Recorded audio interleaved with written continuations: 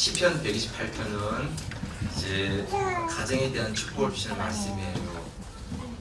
고개로 이렇게 왼쪽에 이렇게 네. 도와주세요. 옆에 다 유인물 있으니까요. 네네네. 하나님이 축복하시는 가정은 어떤 모습인지를 우리에게 알려주시는데 이 짧은 말씀이지만 이 말씀 중에서 저희가 함께 가정에 대한 말씀이기도 하지만 교회에 대한 말씀이기도 해요. 그렇죠? 그래서 교회는 하나의 큰 가족으로 볼 수 있고요. 가정은 작은 교회로 볼 수 있어요. 그래서 이 말씀 보면서 함께 가정해 주시는 축복, 교회해 주시는 축복 함께 나누는 것을 생각하면 좋겠습니다. 1절 말씀을 같이 한번 보세요. 1절 말씀 볼게요. 자, 시작. 여호와를 경외하며 그 도에 행하는 자마다 복이 있도다. 하나님은 하나님을 경외하는 사람들에게 그리고 그분의 말씀에 순종하는 사람들에게 복을 주시는데요. 어떤 복을 주실까에 대해서 이제 시편 118편에서 세 가지를 우리에게 말씀해 주고 있어요. 한번 잘 말씀을 보면 되겠어요. 첫 번째는 우리가 수고한 대로 얻게 하시는 축복이에요. 수고한 대로 얻게 하시는 축복. 2절을 같이 읽을게요. 2절 말씀 시작. 내가 내 손이 수고한 대로 먹을 것이라 내가 복되고 형통하리로다. 어떻게 생각하면 우리가 수고한 것을 얻는 것은 당연한 거 아닌가? 하나님이 축복하신다고 하면 우리가 수고한 것보다 더 넘치도록 우리가 얻을 때 그것이 하나님의 축복이 아닌가 생각할 수 있지만 성경에서는 우리가 수고한 것들을 결코 잃지 아니하고 그 수고한 것을 다 얻게 하시는 것, 그것이 하나님의 축복이라고 말씀해요. 여러분, 우리가 수고한다고 해서 다 얻는 게 아니에요. 농부가 땀 흘려 씨를 뿌리지만 여름에 비가 오지 않고 또 가을에 태풍이 확 불어버리면 그 아름다운 열매들이 땅에 떨어지거나 얻을 수가 없는 거예요. 그냥 그 수고와 함께 헛수고가 된 것이지요. 또 열매를 많이 거두었다 할지라도 값이 폭락이 되면 또 그 값을 우리가 얻지를 못하는 거예요. 그러니까 수고해도 수고한 대가를 얻지 못하는 경우가 너무나 많이 있어요. 여러분, 내가 열심히 일을 해서 돈을 벌었지만 도둑이 와서 그 돈을 훔쳐갈 수 있어요. 내가 운전을 잘하지만 갑자기 저쪽편에서 차가 나에게로 와서 박으면 내가 아무리 운전을 해도 다른 사람이 내 차를 박으면 내가 피할 수가 없는 거예요. 사고가 나는 것이지. 그렇죠? 그래서 여러분, 우리가 수고한 대로 얻게 되는 것이 축복이고 우리가 땀 흘려 노력한 것을 거두는 것이 축복이에요. 네. 그런데 2절을 한 번 더 보시면요. 2절을 한 번 더 보시면 내가 내 손이 수고한 대로 먹을 것이라 내가 복되고 형통하리로다 이렇게 말씀했어요. 사람이 생각하는 형통이 있고 하나님께서 말씀하시는 형통이 있어요. 사람들이 생각하는 형통은 언제나 잘되고 성공하고 승리하고 이런 것들이에요. 그런데 하나님께서 말씀하시는 형통은 그런 것이 아니에요. 하나님의 뜻을 이루는 것, 협력하여서 선을 이루는 것, 이것이 형통이에요. 지금은 잘 안 되고 때로는 시험에 떨어지고 때로는 사업이 어렵고 내 진로가 막히는 것처럼 보이지만 돌아보면 그것 때문에 하나님께서 더 큰 일을 이루시고 더 선한 일을 이루실 때 그것이 하나님의 형통이에요. 그러니까 우리가 수고해서 우리가 그것을 얻는 것도 감사하지만 우리가 수고했는데 나중에 돌아보니까 우리가 알지 못했던 놀라운 하나님의 그 길을 발견하게 되면서 나아가게 될 때 하나님이 이 일을 이루셨구나 이렇게 고백하게 되는 것이에요. 아멘. 네. 하나님을 경외하고 그 그 말씀에 순종하는 사람에게는 수고한 것을 얻게 하시고 하나님의 뜻을 이루게 되는 형통함에 대한 축복을 하나님이 약속하시고 있어요. 이런 은혜가 여러분들 가정에 함께 하시기를 축복합니다.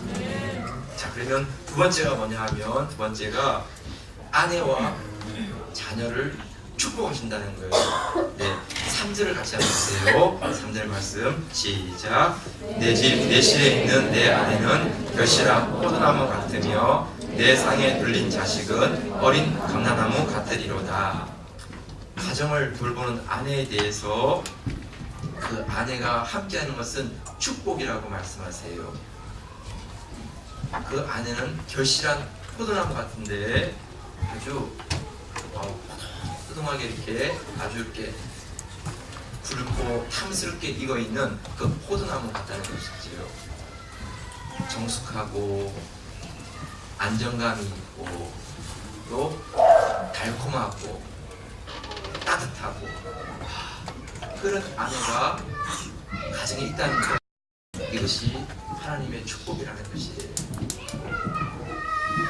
여러분, 아내가 남편을 잘 돕고 아이들을 잘 돌보는 것은요 보통 일이 아니에요.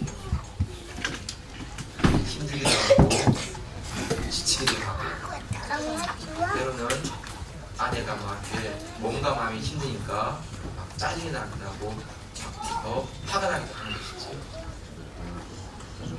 그런데 그런 남편과 아이들과 집안을 돌보는 그 아내가 결실한 포도나무처럼 너무나 달콤하고 따뜻하고 푸르고 그런 모습으로 가정을 이제 가정 안에 있으면 그 가정은 행복하죠.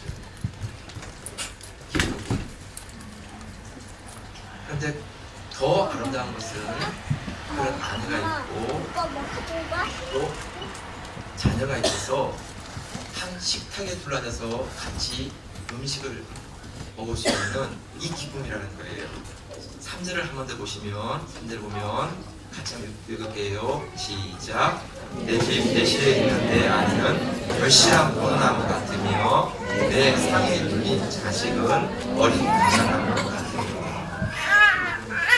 그 가족이 함께 식탁에서 기쁘고 즐겁게 밥을 먹고 싶다는 것은 가장 큰 축복이에요.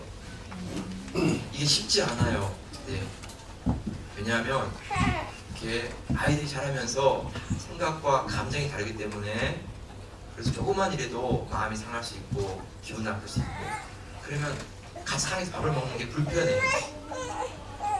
함께 식탁에서 즐겁게 먹으면서 이야기를 하고 축복하고 이야기를 들어주고 격려하고 자기 어려운 얘기를 할 때 그 얘기를 들으면서 그를 이렇게 기도해주고, 여러분 정말 이런 가정은 천국 같은 가정이죠.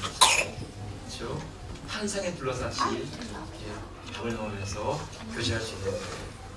그런데 그 자식은 어떤 모습인가 하면 어린 감람나무 같으리로다 라고 있어요. 우리 교회 마당에 보면 올리브 나무가 있어요. 네, 올리브 나무. 그 올리브 나무가 감람나무예요. 감람나무에서 난 기름은 왕과 선지자와 제사장에게 기름 부을 때 사용하는 기름이에요. 그리고 상처가 났을 때 그 상처를 싸매어주는 그 치유하는 게 그런 기름이 감람나무예요. 그런데 그 감람나무의 모습이 아직 어린 감람나무예요. 와, 그래서 이 나무가 앞으로 얼마나 크게 될지, 얼마나 푸르게 될지 그것은 상상할 수 없는 그런 가운데 있는 거예요. 기대감이 있고 꿈이 있고, 아이를 바라볼 때마다 정말 이 아이는 너무나 멋진 모습으로 살아갈 거야 라고 하는 이런 소망이 생기고, 그러면 그 가정에서 밥을 먹으면서 식탁에 같이 나누면서 이게 얼마나 큰 기쁨이겠어요. 이런 평화, 이런 안정을, 기쁨을 주시는 분이 하나님이세요. 목사님, 그게 무슨 하나님의 은혜예요. 내가 노력하면 되지. 내가 열심히 애쓰면 되지. 그렇지 않아요. 가정이라는 게 그렇지 않아요. 내가 수고한다고 해서 가정이 다 지켜지는 게 아니고요. 내가 노력한다 해서 하나님께서 품어주시고 하나님께서 지켜주실 때 가정에 아름다운 것을 하나님께서 보호해 주세요. 성도 여러분, 언제나 가족들에 대해서는 축복할 수 있고 칭찬할 수 있고 격려할 수 있는 이 감자짓기를 축복합니다. 네, 아내 여러분, 남편들을 좀 많이 좀 격려해 주세요. 남자들은 칭찬을 들으면 춤을 춰요. 막 이렇게 고래가 막 춤을 춰요. 네. 남자들은 조금만 칭찬해주면요 정신이 없어요. 네, 이렇게 막 진짜 막 날개가 달려가지고 막 어디가 날아갈지 몰라. 막 남자들은 그래요. 우리 남편 여러분, 아내를 조금만 더 사랑해 주세요. 마음으로만 아니고 말로. 나는 너무 말만 해가지고 아내한테 핀잔을 들어. 당신은 말뿐이에요. 나는 노력하려고 그래요. 네. 시간도 내고 내요. 물질도 내고. 네. 아무튼 간에 아내에게 중요한 것은 말로 이렇게 아내를 사랑해 표현해 주는 거예요. 저는 아내한테 늘 얘기해요. 당신은 20대 몸매예요. 네, 좀 여러분 속이 울렁거리죠. 뭐 여러 거 아니어도 제안했는데 뭐 그래서 늘 한테 얘기해요. 당신은 20대 몸매예요. 어쩜 그렇게 날씬하세요? 당신의 피부는 벽 같아요. 네, 왜냐하면 네, 아이 셋 키우고 교회와 집안일 하다 보면 언제 자기를 돌볼 시간이 있겠어요. 근데 그런 아내에게 알고 있기 때문에 언제나 날씬하고 언제나 예쁘고, 예, 말뿐이지만 그 아내가 얘기 들으면 네, 자기를 인정해주는 모습 때문에 고마워하고 감사해요. 네, 여러분, 아이들 향해서 많이 칭찬해주면 좋겠어요. 어쩜 그렇게 사랑스럽냐, 어쩜 그렇게 하나님마다 잘 되니, 내가 내 아들에 대해서 정말 고맙다. 나는 세상에 너같이 아름다운 여자를, 딸을 본 적이 없어. 아이들 향해서 카톡을 이렇게 글을 써는데요, 애들이 다 빈방인 줄 알지만 그래도 불구하고 그 얘기 들으면 애들 너무 좋아해요. 네, 너무 좋아해요. 네, 중요한 것은요, 가정 같은 곳이 없어요. 그렇죠? 가족 같은 그런 거 없는 집 없어요. 사랑이 있고 위로가 있고 기쁨이 있고 힘들고 지칠 때 그 이야기를 할 수 있는 그런 것이 가정이죠. 그렇죠? 하나님께서 품어주시고 지켜주시는 아름다운 가정 되시기를 주의 이름으로 축복합니다. 지금 하나님께 볼게요. 마지막은요, 가족이 2대가 아니라 3대, 4대 이렇게 가족이 함께 할 수, 연합할 수 있는 이것이 축복이에요. 5절 6절을 같이 한번 보세요. 5절 6절 시작. 여호와께서 시온에서 내게 복을 주실지어다. 너는 평생에 예루살렘의 복을 보며 내 자식의 자식을 볼지어다. 이스라엘에게 평강이 있을지어다. 부모와 자녀도 네, 오래 안 가요. 14년만 지나면 다 떠나요. 애들이 다 떠나요. 길지 않아요. 네. 벌써 고등학생만 되면 올라가면 엄마 아빠랑 같이 안 다니려고 그래요. 지금 하나님 어리니까 맨날 아빠 따라다니죠. 제가 이제 중학교 가봐요. 신방 가자. 아, 신방 가자니까 싫어요. 아빠 혼자 가세요. 막 이럴 거예요 이제. 아, 이 자식 진짜. 네. 애들 여러분 조금만 크면 자기 독립생활을 생각해요. 네. 그래서 그도 엄마 아빠랑 같이 갈 수 있지만 2대까지는 가는지 모르는데 그것도 오래 안 가요. 근데 3대가 함께 한다. 3대. 할아버지, 엄마 아빠, 아이들. 너무 큰 축복이죠. 같이 모일 수 있고, 같이 식사할 수 있고, 같이 여행도 다닐 수 있고, 이런 평강, 이런 화평함이 하나님께서 지켜주시고 보호해주실 때 이 가능해요. 여러분, 건강도 내 마음은 80세, 100세를 살고 싶지만 안 돼요. 네. 하나님께서 80, 90, 100 이렇게 살게 하실 때 자녀를 통해서 손주와 손녀를 볼 수 있는, 함께 같이 다닐 수 있는 그 축복을 누릴 수 있게 되는 것이에요. 여러분, 2대가 함께하고 3대가 함께하고 혹은 4대가 함께할 수 있는 이런 놀라운 것은 영적인 축복이 흘러갈 때 그 가정에 이런 은혜가 함께하게 돼요. 그래서 예배가 살아있고 기도가 함께하고 하나님의 평강이 함께할 때 그 가족 가운데 서로를 향해서 기쁘고 행복한 만족감을 이렇게 누리게 됩니다.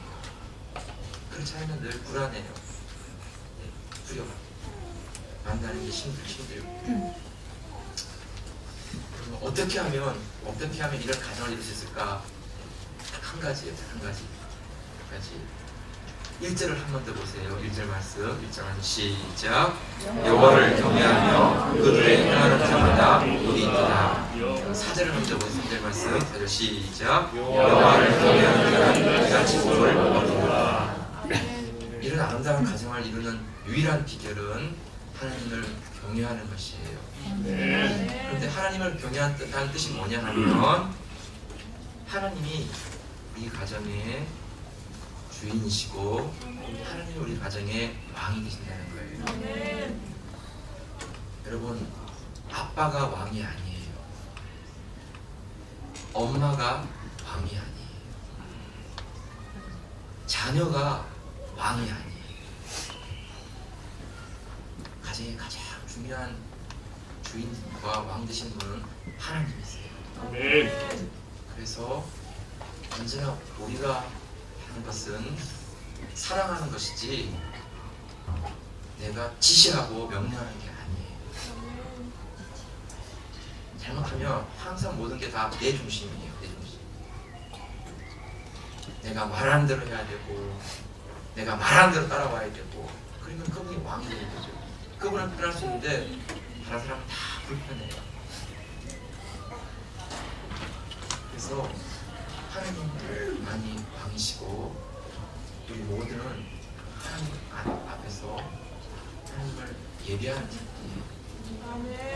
아내를 사랑하고 남편을 사랑하고 아이들을 정말 사랑하는 것이죠. 네. 그러면서 언제나 하나님이 우리 가정의 주인이시고 하나님의 가정의 왕이십니다. 이렇게 고백하는 것이에요. 그러면 어려움을 만나도 함께 엎드릴 수 있어요.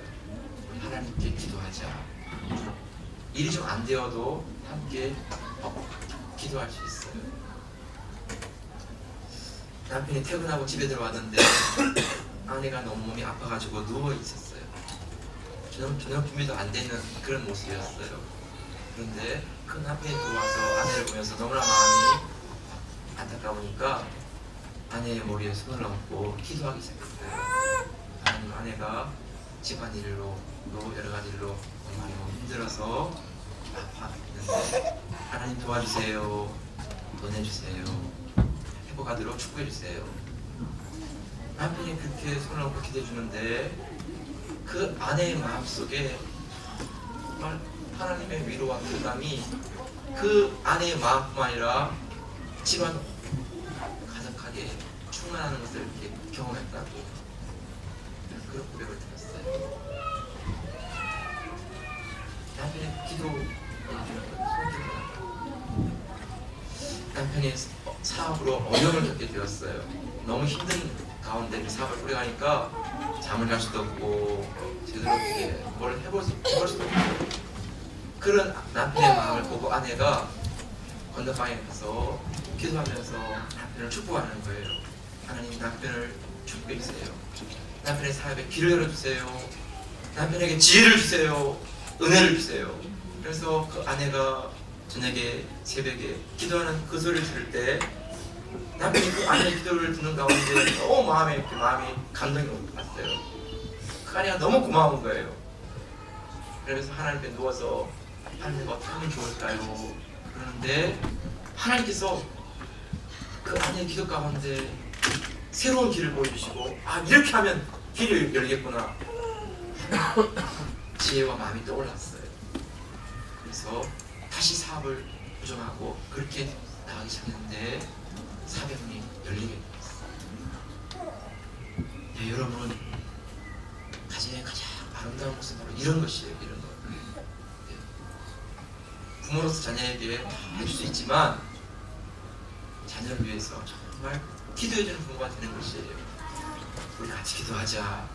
그리고 손을 잡고 기도하면서 아이를 축복해주는 거예요. 하나님 지켜주세요. 축복해주세요. 기름 부어주세요. 잘 될 거예요. 하나님께서 이 아이를 이끌어주실 거예요. 그런데 그 기도보다 더 놀라운 것은 아이들이 그 기도하는 부모님, 아빠의 엄마의 모습을 보면서 우리는 하나님 믿는 사람들이고 우리는 하나님 앞에 살아간다. 그런 믿음에 대한 자부감이 생기는 것이 그리고는 힘차게 달려가는 것이죠.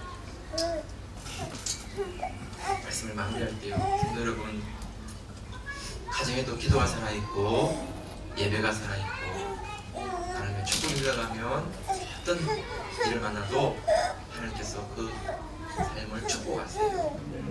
유익되게 하시고 아름답게 하세요. 여러분 교회도 똑같아요.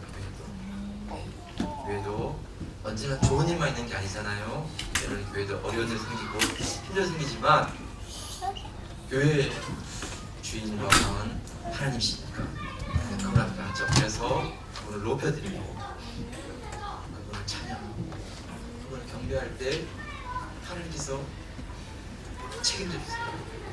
왜냐하면 왕이신 그분을 높일 때 왕이신 그분께서 못한 책임이 뭐가 있겠어요.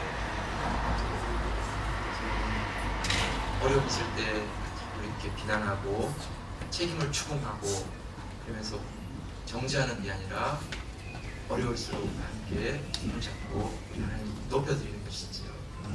하나님 우리 교회 주인이십니다. 하나님 우리 교회 왕이십니다.